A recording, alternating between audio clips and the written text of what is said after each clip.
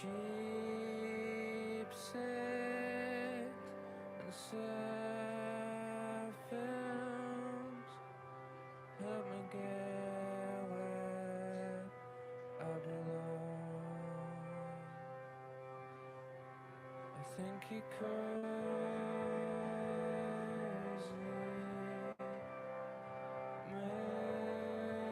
maybe. I think you're crazy. I think you're crazy,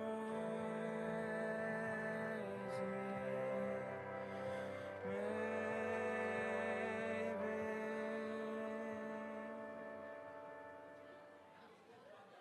Stop sending letters.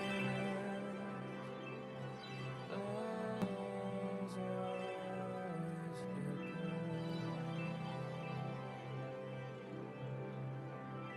it's not like the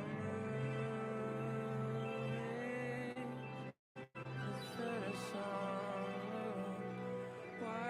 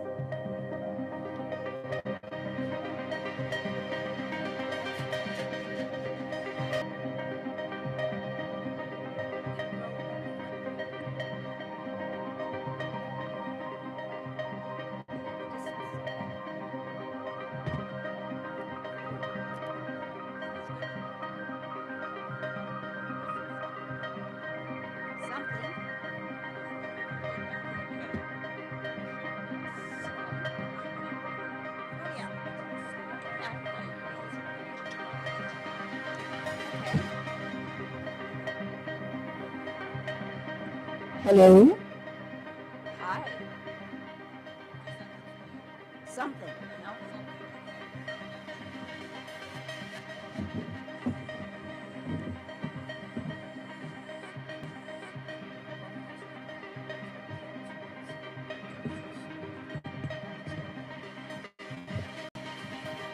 Should I try something again? Is it? Okay. Not to worry. Yes.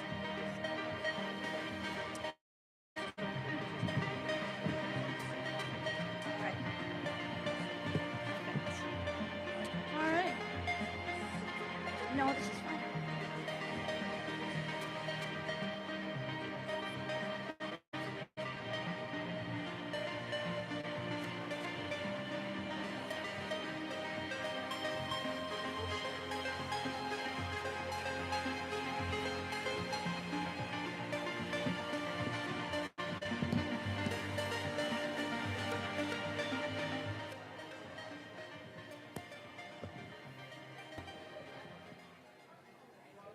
Good evening. Hi, everyone. Hello, folks watching at home. We're going to see if I can read this off my phone because I am a late adopter. So, good evening and welcome to night 2 of Versefest 2026. Bonjour et bienvenue à la deuxième soirée de Versefest 2026.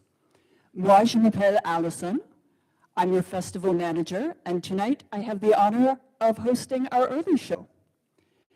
Merci beaucoup d'être venu à notre spectacle ce soir. First, a little housekeeping. If you are looking for a bathroom, go down the stairs just next to elevator B, which is just outside these doors. There are inclusive bathrooms just down those stairs on level 2. Si vous cherchez les toilettes, descendez l'escalier juste à côté de l'ascenseur, là-bas. Les toilettes inclusives sont trouvées au deuxième étage. As always, we thank you all and you watching for being here tonight, for coming out and supporting and hearing some great poetry. Thank you as well to our funders, which include the City of Ottawa and the Canada Council for the Arts, as well as many others. Indeed, woohoo! Feel free to applaud for our funders. Thank you. As well as our friends from Perfect Books and our absolute army of volunteers who are working the door and the merch table and ensuring that our live stream is working. Yes, and driving, so much driving. Tonight we have 3 poets for you. We have Claudia Coutu-Radmore, D.A. Lockhart, and Gwen Aub. So, without further ado, we're going to get started. I'm going to bring Claudia up to the stage. In Claudia Coutu-Radmore's recent collections, Park X-Girl takes you to her early years in Montreal. Pink Hibiscus gives us islands in the South Pacific. Poems in Rabbit bring us closer to home. And in Sweet Vinegars, local wildflowers lead interesting lives. They always do. Her short collection, Accidentals, won the 2011 BP Nickel Chapbook Award, and in the spring of 2025, Turret House Press in Montreal published her chapbook, Someone is Lying. Please welcome Claudia Coutu-Radmore.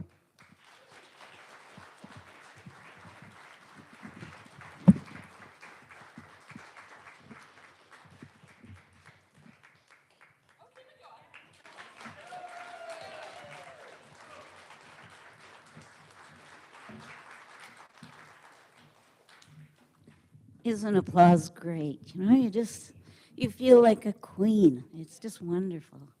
Hello, everyone, and thank you very much, everyone that's volunteered. Thank you, Versefest. It's wonderful to be here. I worked with Versefest for very many years, and it's turned into a wonderful, wonderful experience. So I'm going to read from a couple of things. The first is going to be from Rabbit.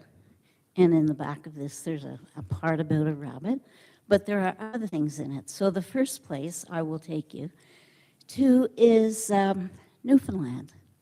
I was in Fogo Island for 3 weeks at one time, and it was, it's an amazing, amazing place. But the most amazing thing about Newfoundland, any place, are the people. And there's some very, really different people there.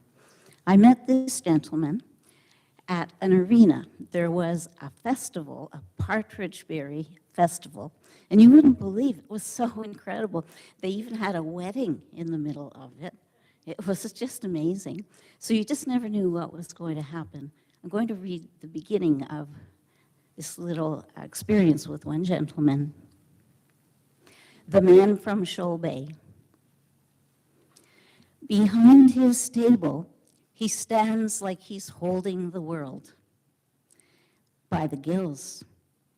Reputation as the greatest jam maker on the island is at stake, but he's sure of himself. Look at those jars full of sun and juniper. As the people go about, tongue out, wasn't he only yesterday seen by the side of the road, a bucket of partridge berries at his feet, holding the head of a just shot caribou? But here's where it matters, competing with the women makers of the jam. After all, any man can bag an ungulate before breakfast. But the exact amount of sugar, sure, that's the paramount question. It was just wonderful being there. There's one section in this book about, well, you know, we all get rather sentimental about our pets. But I had a little parrot, just this size, and she was with me for 23 years, and she died. But when she was alive, I wrote this. Sacrament. If my small parrot is on my knee and I close my eyes, she remains still for a few moments, considering. I feel her feet tentative on my thigh. Then she walks up to my folded hands, slow as a cloistered nun in meditation, lays the side of her beak against my skin. It is warm. Its touch, soft as the breath of the Holy Ghost.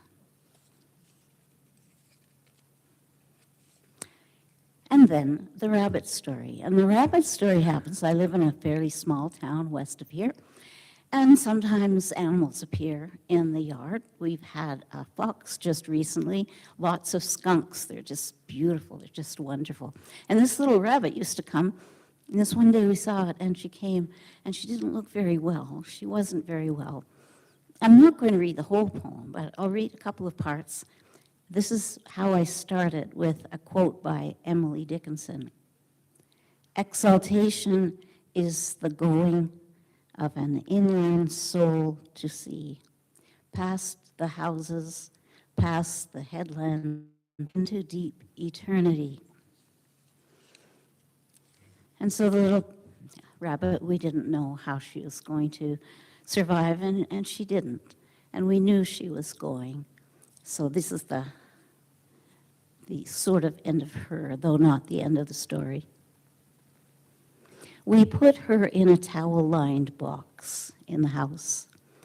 I watched her until the wave-like judders she took her last breaths, as if with a sigh, as if glad her end had finally come. I caressed her head and her fur as she went into the deep beyond. We buried her by the cedars, and even my farm-bred partner was somber while I was in tears. Knowing in the scale of world sadness, this small death ranked exceedingly low, an abyss from the child whose ribs we can count.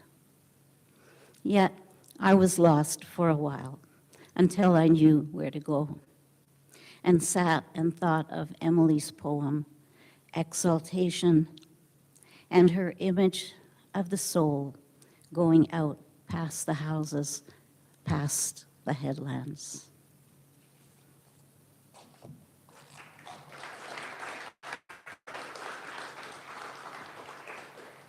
Thank you. So I wander around. I like to go on trails. I love the woods. And I started noticing the wildflowers a little more often than I used to. And then one day, I mean, there's the normal ones that you see, the daisies and all of those. And one day I was deep in the woods, and then this, your eyes get used to finding the anomaly. And there was a strange thing, and I went close. Giant blue cohosh. You develop a third eye in your hippocampus, one that works through your retinas, and interested in patterns, is so alert it spies dark purple leaves, a clump, alone. Bending to look like a child curious to know the universe, I saw a dull plant with foliage still folded like a purple shirt, hand squeezed after rinsing, and a blossom smaller than an amethyst on a royal's engagement ring. Its aubergine petals had a coronet of stumpy yellow anthers circling a white minaret of stigmas, a faunal version of the world in a grain of sand.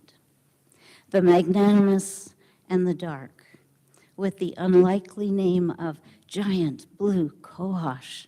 And I'm like, gosh.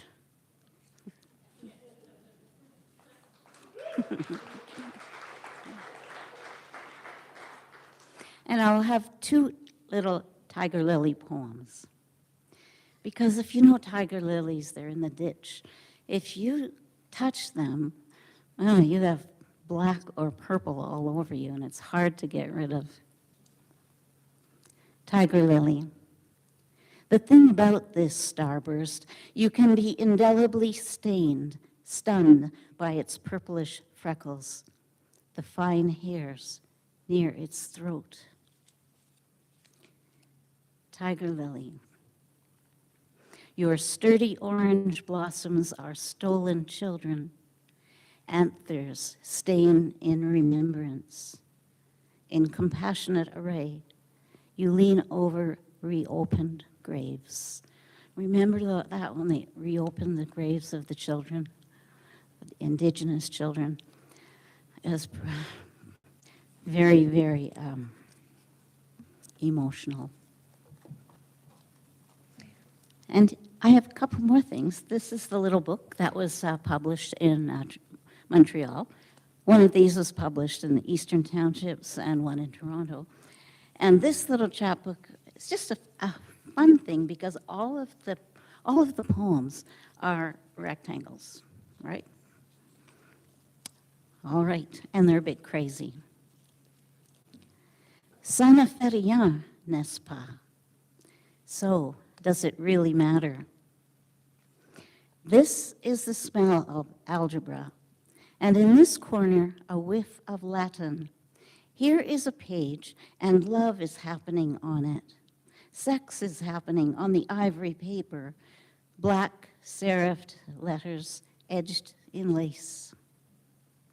Someone is leaving us in the dark, yet prone to bouts of expression like Billy, revealing her boyfriend was a bouncer, an ouncer, a flouncer announcer, unconcerned that there are 10,000 trillion ants on the planet, and every ant capable of linguistic development, displacement. Consider that everything from spoons to stones may be conscious.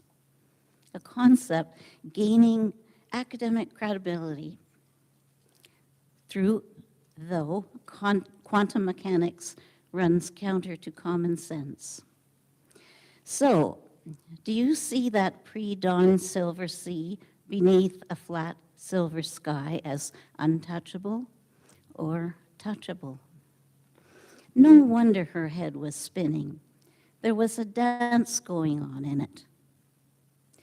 An person heel to reel with too many couples on a too small dance floor. Her bouncer, her trouncer in a brown shirt. What a blessing he'll renounce her. She recounts just her in the ordinary. And for my next, thank you. For my next wild flight, we have some plans for leaving the planet. First, use up all your printable, invisible ink. Let rising heat be someone else's problem. Before leaving, take a moment to again worship the flaming cherry, then don't forget to build in an overnight at the Sleipnir Fossa on Pluto. Yes, it's smart to get away from this curse of negative liberties we are saddled with. For you were a tiny worm 555 million years ago, with a burrow that enclosed your own smells and small thoughts. You learned one is never alone with a rubber duck, but wish now only to watch angels pass by and pass by again, spinning new theologies of eschatology. First, dine once more at the Au Pied de Cochon. Meet friends with the cockatoo squid before analyzing the dip in a star's light. Prepare to rock back and forth across a crucial moment. As for me, I'd first try to be a lemon for a couple of weeks.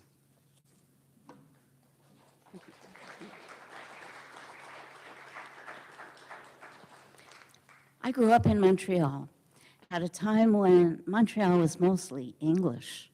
And my father was French and my mother was English, and he put all the girls in my mother's care. So we grew up English. And I've never had a French conversation in my life, but I love the French Canadian language. And so I've been relearning it. I've been reading French novels, listening to French videos, doing anything to get the sound of it, because my father's family was French, and I felt so comfortable listening to that, the cadence, the wonderful joy. And Montreal French now it's hard to learn because the vocabulary in the last 30, 40, 50 years has increased exponentially. So one thing I've done is I've found some French poets to listen to. And they're so alive. There's so much. There's joy, there's sadness, so much. And so there's this one poet, and his name is Jean-Christophe Réel. And so I've done my very first translation of a French Canadian poem. And the only thing, it just reminds me of home. Parts of Montreal, if you know it at all, the roads have lanes. They call them ruelles, les ruelles, behind the houses. So this mentions a lane, and that's the lane they're talking about. Anyway, this is Jean-Christophe Réel. Do you hear the piano? I think it comes from over there, behind the cedar hedge. There's someone who won't stop playing the piano. It's as beautiful as the magic chalk circles drawn by children in the lanes. Two butterflies are playing together around my heart. I feel the fluttering of their wings singing against my spine. I have nothing to hide. Soon the big tech companies will take over. Artificial intelligence will analyze our bodies, rewrite all the history books while silently ignoring the essentials. For example,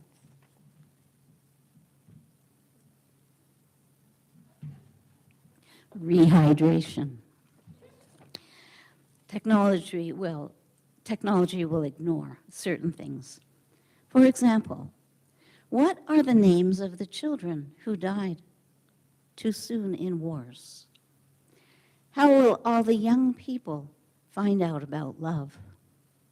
What music will they want to hear? What are their nicknames? Every day we weave our little goodbyes, doing vocal exercises with our heads underwater just to say, I love you. We knew nothing of what's really going on. But yes, it could be important. Silently, wars close in on us, and when they reach our cities, march on our streets, stop in front of our doors, we will say, okay, it's not funny anymore. Okay, we have to do something. In a century or two, the history books will show that artificial intelligence had educated a new generation. Poetry will be something completely indecipherable. All of the poems will have been forgotten, except for a few that will last through time. There will also be, in the south of Quebec, a young woman and a young man who will print poetry, excerpts on T-shirts, to make money. They will claim it's vintage. In a century or two, people browsing the archives will smile at TikTok, Instagram, and Facebook, just as we are amused by how people spent their Sunday afternoons in the 1880s. They will be shocked by this short era of Donald Trump. Rename it the Great Shame. They will call our era the period of the great egotists. And in hindsight, it will appear as a tipping point in the history of humanity. In a century or two, the new generation will question why we did not do anything when first faced with climate change. We did nothing because we didn't have the time. Because when we heard about it, we thought it was easier to act with a click, that to act was risky, that it was enough just to feel bad, because we were working too hard or not hard enough,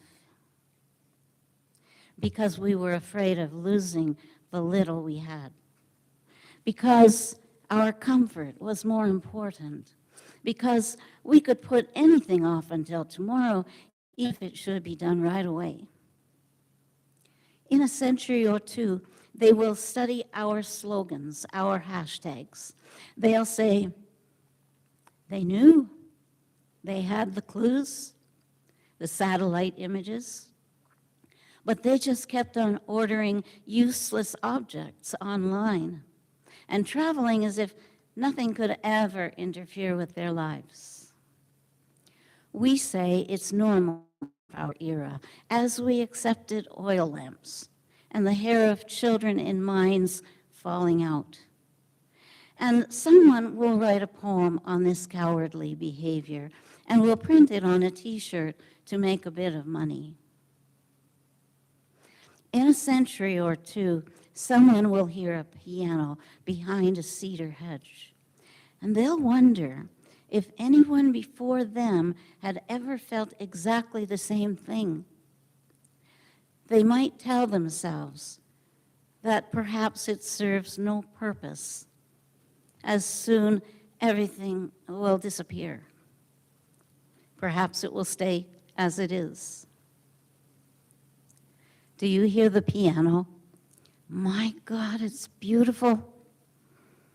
My God, how I hope this melody was composed by a human very close to us, a gentle human, a kind human, who has never killed anyone, who has as many faults and qualities as we do. The heart opens to listen anyway.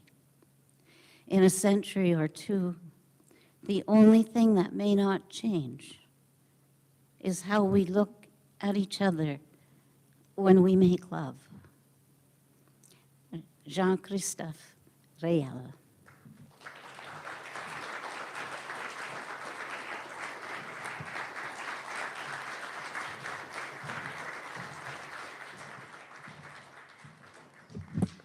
Thank you so much, Claudia.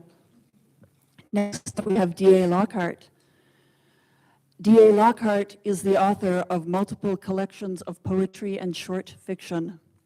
Commonwealth, Kegadance Press, 2025, and Leaf Counter, Frontenac House, 2025, are his most recent works.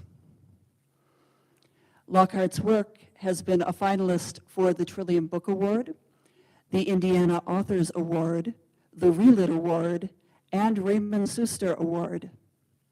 He is a graduate of Indiana University Bloomington's MFA in Creative Writing program, where he held a Neil Marshall Graduate Fellowship in Creative Writing. He is Pikwunko of the Ilalilia Moravian of the Thames First Nation. Lockhart currently resides at Wawiyatanong and Pelee Island. Please welcome D.A. Lockhart.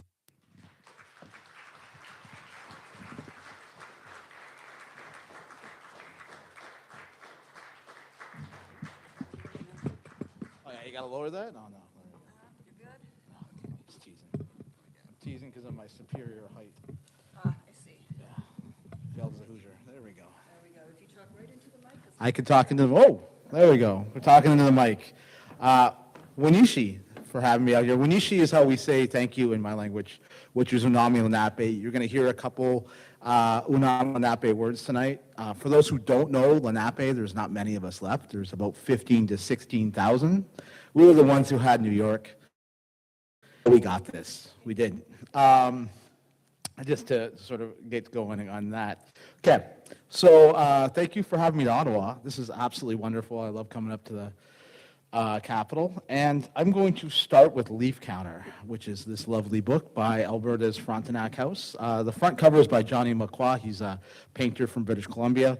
And for those who don't know, the book is built on the myth of the American goldfinch from Anishinaabe.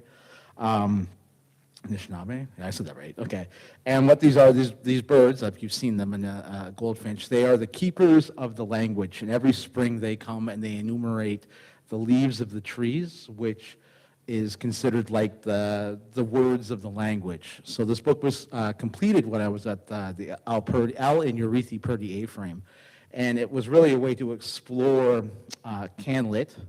As you heard, I'm trained in America, so I had to kind of relearn a lot of CanLit. So being in the sort of this spiritual heart, we call it medicine amongst my people, of Canadian lit, and to sort of engage with that. So what comes out of it is this really weird book, and today's performance is more along a fish show because these are longer poems for me, so I apologize for that if you don't like fish or long jazz music. And I had the real pleasure of reading on CKCU, and I'm not going to double up those poems, but I think we should start with a sunrise ceremony, because that's what we usually do, isn't it?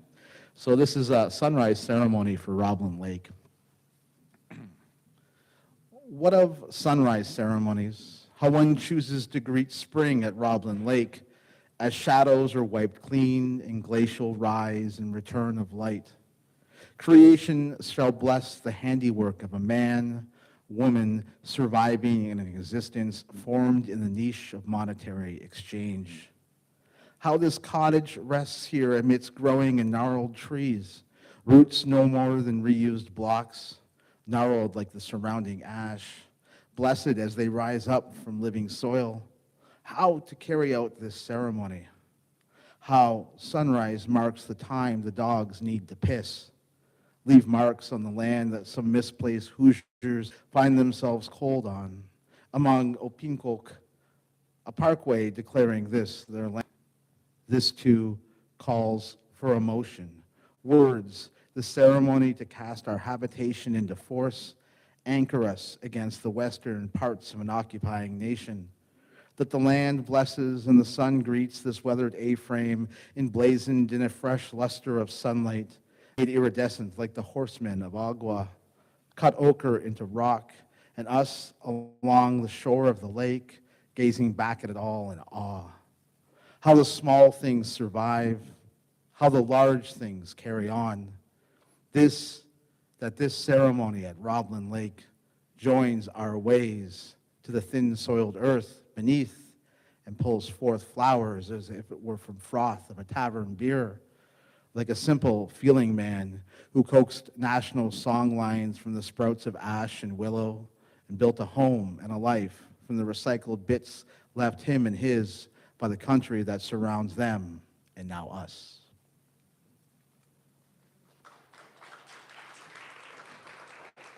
I suppose that might need a bit of explanation, just so we know. Al Purdy, first of all, is a very problematic figure, especially for women in this country. I should always point that out there. Eurythe is as important, his wife, to his success as his own writing was. And the A-Frame House, for those that don't know, is in Ameliasburg, Ontario, in Prince Edward County. You can go down and visit. There's a artist residency that goes on down there. And he literally built the house from the spare parts of a tavern and a hotel in Trenton. And he purchased it with a Canada Council grant. So, hey, for those of us lucky enough to get Canada Council grants, that's a good thing.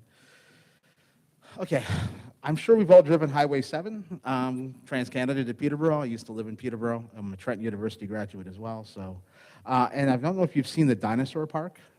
It's this really ridiculous, like, tourist trap.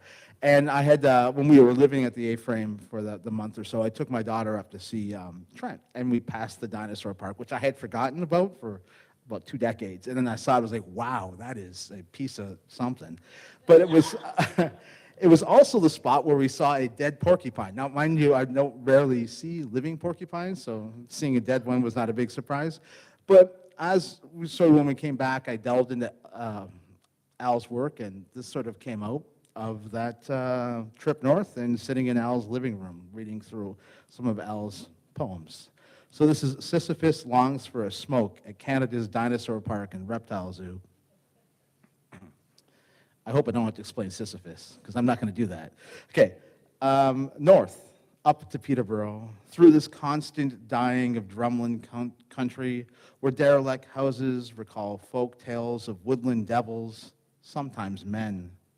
By car, this last county before the wilderness of Toronto Impressionism opens the spaces between highways, emptied townships, and shuttered coffee times. Arrival, marked by a bloated porcupine near the dinosaur park, where County Road 38 meets the Trans-Can. Pause and listen into the wind.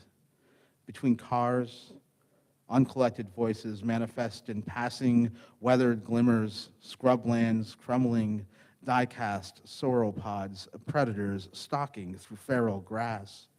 Loose telephone lines from abandoned poles are savage grapevines in the desiccant wind, strike at the remains of better days.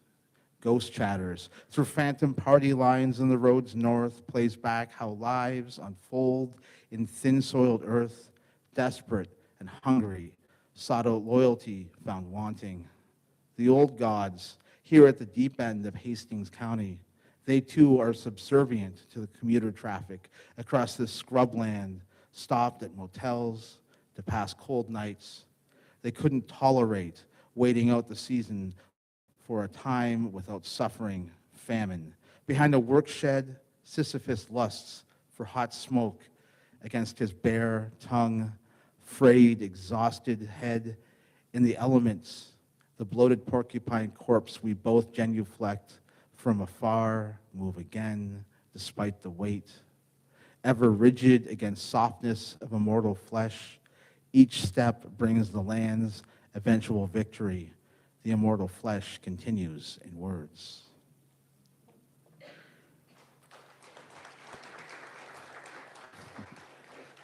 It's a weird book. I just want to put that one out there. It's actually a 3-part book. If you like James Bond, Bret Hart, or Kill la Kill, all 3 appear in the book. And for those who don't know, that's, James Bond. Bret Hart's a wrestler. I hope you know that. And the 3rd part is an anime about a writer. So it's a weird book. It's about poets and how we struggle. Sort of the idea that we become the heel. I don't know how much you've all been listening to the news recently, but we need poets to be more revolutionaries. They were the ones that overthrew the Chinese government. There have been poets everywhere. So this is probably a harder book to find. I know that you can get it directly from the publisher. Do we have copies here? I can. Oh, North and Middle Island, if you like wrestlers, that's got Rowdy Piper in it. If you like me being long-winded, it's got one of my longest poems in it. So I'm not going to read from that one today because that would take me all night, and it's a Beowulf copy. Sorry if I triggered anyone with Beowulf. Okay. Let's shift gears here, and this was a really weird year to do this. I want to thank Frontenac for putting this really cool, beautiful book together, but Kegadance is also my home. Kegadance, which is an all-indigenous press based in Saugeen First Nation, sort of near Owen Sound, and they put out Commonwealth, which I'm really happy they did, but also I'm very sorry they did it at the same time because it's a book about America when we know what's going on in America. Commonwealth deals a lot with Lenape people from Indiana. So when I say I'm Lenape, my people came up to Canada. We settled in near Thamesville, Ontario, so between London and Chatham. And we came up with Tecumseh's people. So we came up from Indiana. Specifically, Tecumseh was from Prophetstown, but my family came up from the Opek-Sipu homelands, which is the White River that flows from Muncie, Indiana, down south through Indianapolis. And I lived in Indianapolis and Bloomington. And a lot of those land features are named in our traditional language. So there's two languages in my people. There's Muncie, which I don't speak. I butcher it. And Unami, which is sort of my ancestral language, which is the Turtle people. And that one's more sort of documented and based in Indiana. So the book Commonwealth, which has a very odd name, is about this idea that people from, there's this whole mythology with Hoosiers. People from Indiana are called Hoosiers. I should stop there, right?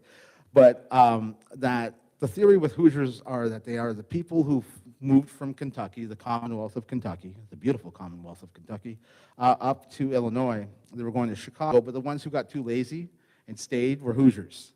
So the idea that we carry that wealth with us, we carry the wealth of our cultures. We are obviously migrators. We have Tom Hill, who's a famous Lenape.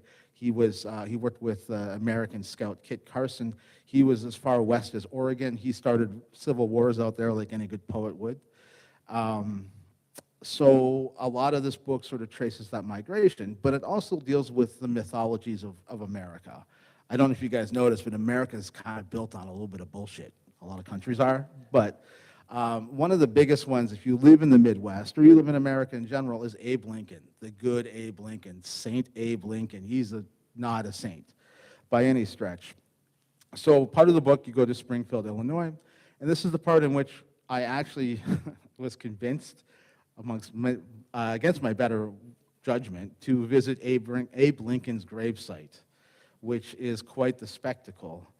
And doing that as Lenape, we were a nation that was betrayed by the American government. We fought alongside them during the Revolution, or as bad British subjects, I suppose is the way you want to put it. But this is sort of contemplating his giant, which is it's in a normal graveyard cemetery, like going on like a 2-lane road, and all of a sudden there's the graveyard, and it's pretty normal until all of a sudden in the middle of it, this is giant cenotaph where Abe Lincoln was. And you'll hear a mention of Irvington, which is the neighborhood we lived in Indianapolis, which is sort of due east. And there's a ghost train that was Abe Lincoln's ghost train that goes through like every couple nights. It's really weird. There's an abandoned train line, and you can go there. It's a haunted neighborhood. I know some people might not believe me. That's fine. But you can actually see this ghost light that moves down the darkest parts of the path. You could say kind of like a fouflette, which is common in Canada, a wisp of the will, if you're not French. Anyways, let's just read this. This is Melikan Kinkakikan Ikanate at Lincoln's Memorial. And what that means is the American gravesite, I go there at Lincoln's Memorial. To be hailed as a warrior, as emancipator, as great father means what rests before me in this repository of the dead, in the city at the muddy edges of everything, is the lodestone to hold mythologies together. With ease on foot, one understands what is absent. Dakota 38, the lands, the lost relations, half truths told to build a nation cannot count. They have no place in this tomb, and the obelisk rises like a sycamore wind above the cemetery around us, a tomb to build better stories from, and flanked by raging war ponies, black to the soft limestone backdrop, a headstone to all things a nation needed in a man. What rises to a still growing canopy of shade trees holds the ground made to tie a bloodlust and theft confederacy into contradictions of myth, of history, of sufferings. What remains of this man lies elsewhere. Beneath it all, in the granite mausoleum above us, a body visible resting upon and into stolen land, and the statues and the man all rest confident that limestone shouldn't fear water, and that time flows like that river. And the waters of the Sangamon push the soils and gravel beneath us. Know that in Irvington, 200 miles east, the train forever carries him here, light across the prairies, and it peters out by the shores of Opak Sipu. Spirit, light lost in time and distance, and the rails are arrow straight through this muddy land, run south of here and on into the unfathomable west. Here it is all said to rest, and in the heavy stillness of another spring, beneath convulsing war ponies, he too finds rest. This bronze men of Melican peace dreams, trails of tears, scorched histories, cities, plains scattered, shattered limbs, or at least the bust of a man oversized and shiny-nosed, he rests. And there were visions of prophets' towns where evil men's heads rest on pikes and our women and children shelter away from them, dreams unfillable, to rewrite that the comet predicted beginnings and not endings, dreams. And this obelisk, this skyward stab at immortality is a reckoning over a vision. I stand before another Indian killer-in-chief, more revered than reviled, bust as oversized as romances of any of a peaceful white savior. Old ones would say to look at their nose first. You could tell the mark Weshki left, how deep-rooted their illness would be. And his shines in the dullest light of the spring morning. Everywhere the sky threatens to fall again, and it shines from 100 million hands that rub at the myth whose ghost train faded outside Terre Haute. Every motion, misstep lands one here, and skeletons carried are familiar like creeks between licks, cabins and hollers, axe-swinging men of morals, pursued as each of us is, by how much we can bend truth to bring peace from a bloody story, and how the death of one gaunt lawyer can cover hundreds of thousands of other deaths, because a tragedy is easier to come to grips with than genocide or fratricide.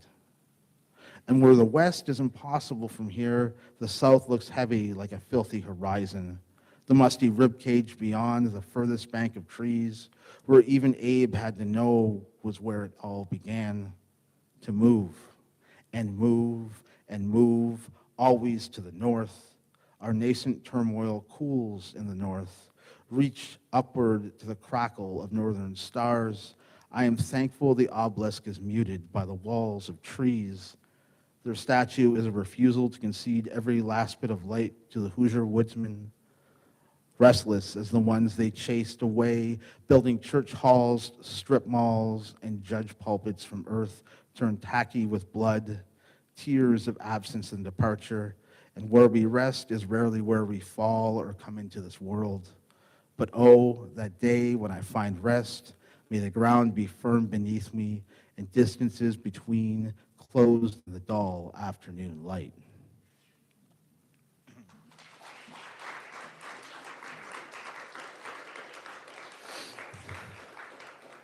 I was tempted to end there. Should I end there? End there.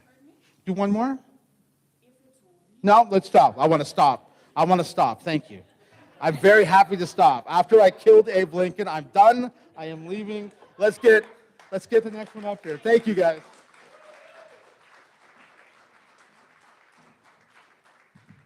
All righty. Thank you, D.A. Lockhart.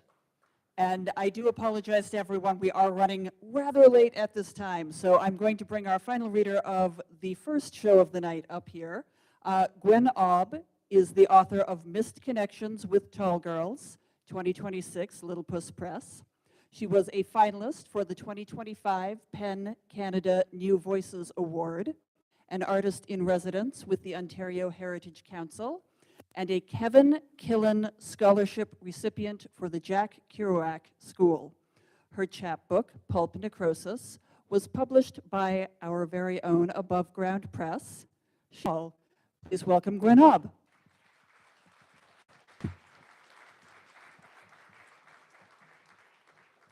Hi there. Thank you for having me. Oh, hooray! Yeah, I'm here from Montreal. I'm originally from Windsor, like Daniel who read before. I'm gonna read this first poem here. So this book is called Misconnections with Tall Girls. It's the first section is the titular section, and it's a series of brief interactions between trans women. This one is called Dow Owes Me a Burger. Waiting for a boy to take my bag outside Dufferin Station, the big blue duffel thing, paint-stained and exploding socks, shirts, skirts, pants, panties, and broken laptop. I lock eyes with a girl in a lemon-yellow crop top posted up on the sidewalk. Hey, sis, she slinks from somewhere behind that sweet, sly smile, a jutting Eve's apple appraising my spills. I ask how she is. I'm good, honey. Hey, none of that, she scolds me, clocked my hand pocket searching for change. No, listen, sweetie, I don't need your money. You let me buy you a burger. You buy me one next time, okay? Listen, darling, I came here, I was in England, in London, homeless. I had a job, and I thought, fuck it, I flew to Toronto. It's a beautiful city, honey. Here I can live in shelters, and I love it, and we all split everything. Don't you worry about it, I'm Dow. So I say, oh, I'm Glenn, I'm on welfare from Windsor, just to hop to Grainer North to Gawker Boy. But before I can smile as big as I want to, or ask her for a drink, how long she's sat here on the street, there he is, Adam in his makeshift page boy suit, corduroy silk, and new snakeskin shoes. Later at Amalgam, I'll tell him how down I might disappear down dim alleyways, osmose through walls to a fetish club with backroom orchiectomies, that's where they cut your balls off, at 80 a pop, hacked up by cat girls in their long socks. We always knew each other off the grin alone, drawn in together, amassing a girlish storm, wink at boys and rain so hard they're flooded and floored, there on the cement of the station, blushing aghast. But impatient Adam has worked all day selling Volvos in that stupid suit and yanks me away to the turnstile clicks behind us. On the Green Line, he recounts the Toronto petite bourgeoisie he's conned this his new beautiful cokehead job. And I think beef, bun, pickles, raw onion, red acrylic nails, ketchup pickles, long-fingered fries, fluorescent lights, shake.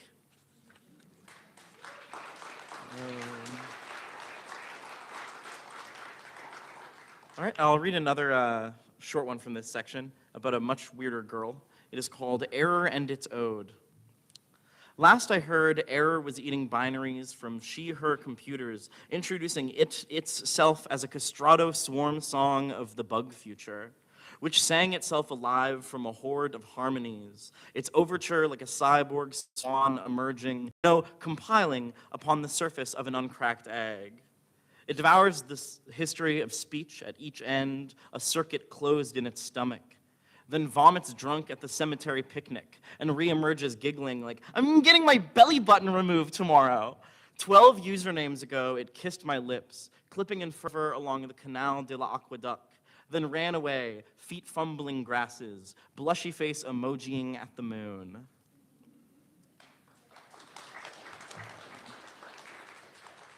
Now, I got a long poem at the end of this book here. It's called For Herma, and it's about a painting, which is actually held here in the National Gallery of Canada. It's by Gustav Klimt. It's called Hope One. So if any of you have been there, you might have seen it. It's the ginger pregnant lady, and there's like a sea monster. So I decided that they're like lesbian lovers, and they're in love. That's not what it is at all. It's totally different. But and they basically, the conceit is they can't have the baby because they're in a painting.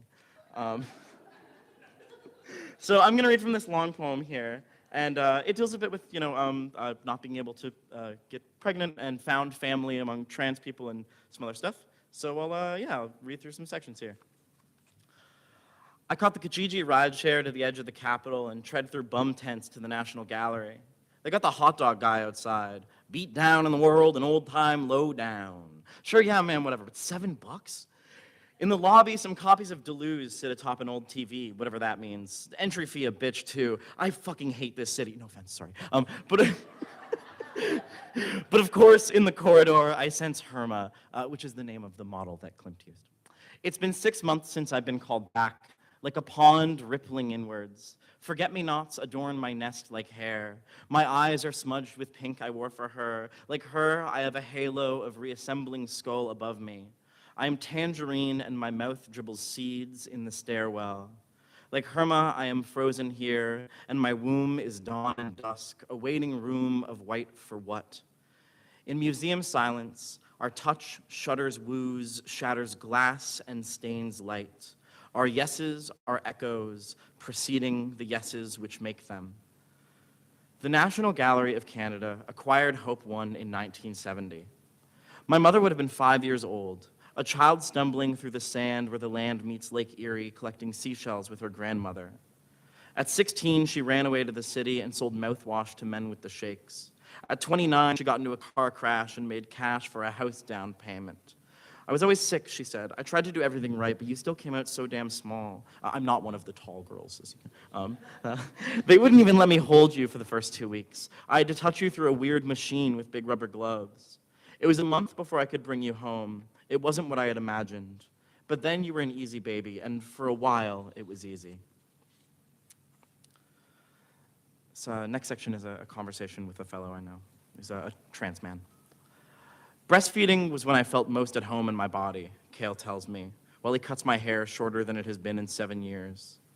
I felt like a machine, like my body had a singular purpose. I ate food to make nutrients for my daughter. I tell him I am writing about motherhood for my book, or well, parenthood, pregnancy, you know what I mean. I was a mother then, he says. I was a mother for years, this man old enough to be my dad, his bald head and big beard smiling in his garden. Tessa was about 16 when I transitioned. We went through our favorite memories together and reimagined them as me now, as her dad. It took a lot of work, but she was a patient child. You were patient too, I tell him. Patience with your child is easy. Cale gives me a pixie, but leaves 2 pigtails to dangle at my shoulders and shows me how to braid them. Don't look in the mirror when you braid, he says. Just keep trying. With time, it feels natural. Abreast Herma sits the sea monster, Nixie, its tendril tail wrapped around her legs. Shortly after they were born, or whatever, shortly after, Hope 1 was bought by Fritz Werndorfer, an Austrian patron of Klimt's, who locked them in a secret cabinet to show his friends at dinner parties. Werndorfer's wife, Lily, kept the key to this cabinet and would sneak away to look at Herma and Nixie, quietly crying in the gallery alone. It's like she trusts us, thought Nixie, who didn't know if Lily saw her as a sea monster or a woman, blue-black and bug-eyed and strange.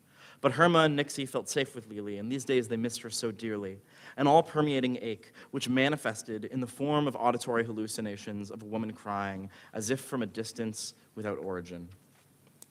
We got some dialogue sections here, but I'm not doing voices.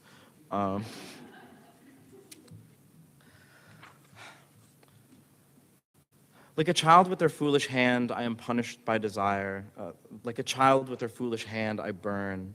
I have bloated my beer gut with candy, but the heavens see plainly that nothing may grow in me. I am unfit for the task. On the full moon, I have stood before the lake. I am patient. Yet no cycle, holy circle has summoned my blood. Injections of estrin have not brought attunement, nor cramping, as dolls in flesh dead as mine claim pains them, howling like charismatics touched by Pfizer's divine providence. If each eunuch be a priestess, then goddess Cybele sleeps. So what but the cringe compilation shall be made of me? Laugh now and at the hour of my death, for in the dirt I cannot mother. You know what they say about my skeleton.